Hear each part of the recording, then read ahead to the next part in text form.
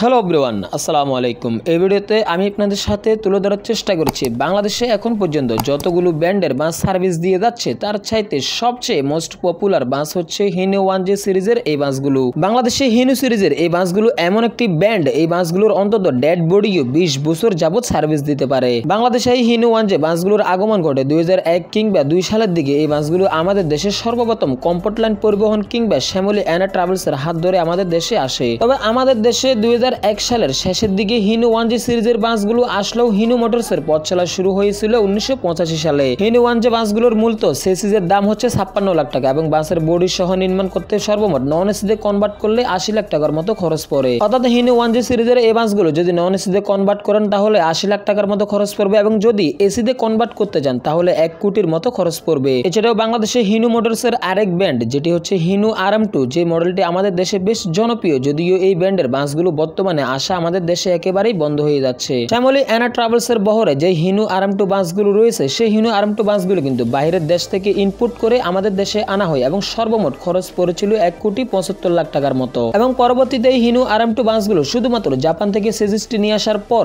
আমাদের দেশে আফতাব অটোমোবাইলস নিজেরাই বোর্ডে নির্মাণ করতো এবং আমাদের দেশে সকল প্রকার হিনু বাসের ডিলার কিন্তু আফতাব অটোমোবাইলস। এবং কি অপোজিট সাইডে রয়েছে হিনু মোটরসের আরেক মডেল হিনু RN8। এই বাসগুলো, যদিও এই বাসগুলো বর্তমানে আমাদের দেশে আসা একদমই বন্ধ, তারপরও আমাদের দেশে 129টি এখন পর্যন্ত হিনু RN8 বাস রয়েছে।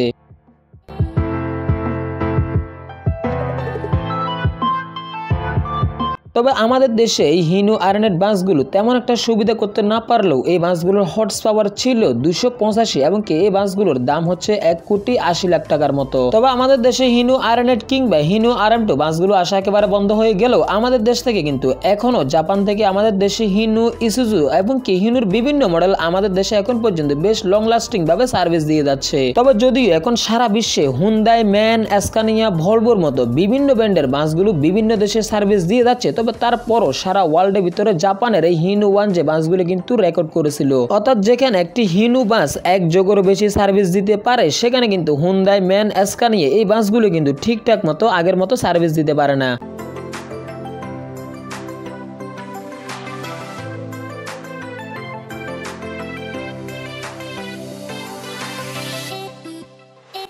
তবে আমাদের দেশে আসা 2001 সালের শেষের দিকে যে হিনু 1J সিরিজের বাসগুলো এসেছিল সেই বাসগুলো কিন্তু এখনো বাংলাদেশের মাটিতে সার্ভিস দিয়ে যাচ্ছে এবং যে বাসগুলো কম্ফর্টলাইন পরিবহন এবং কি শ্যামলী অ্যানা ট্রাভেলসের বহরে এখন পর্যন্ত সার্ভিস দিয়ে যাচ্ছে।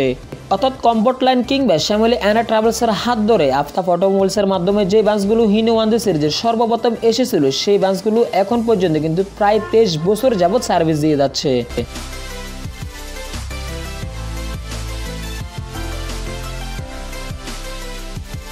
অর্থাৎ যেখানে একটি হিনু বাস 2 যোগেরও বেশি সার্ভিস দিয়ে যাচ্ছে সেখানে কিন্তু ভারতীয় বাসগুলো কিন্তু 5 বছরও ঠিকঠাক মতো সার্ভিস দিতে পারে না। তো আমি আশা করবো আপনার পরিবহনের জন্য অবশ্যই একটু টাকা বেশি খরচ হলেও হিনু 1J বাসগুলো আপনাদের বহরে যুক্ত করবেন। দেশের ট্রান্সপোর্ট রিলেটিভ যে কোনো তথ্য জানতে অবশ্যই আমাদের RS বাস লাভার চ্যানেলটি সাবস্ক্রাইব করে পাশে থাকবেন। ধন্যবাদ।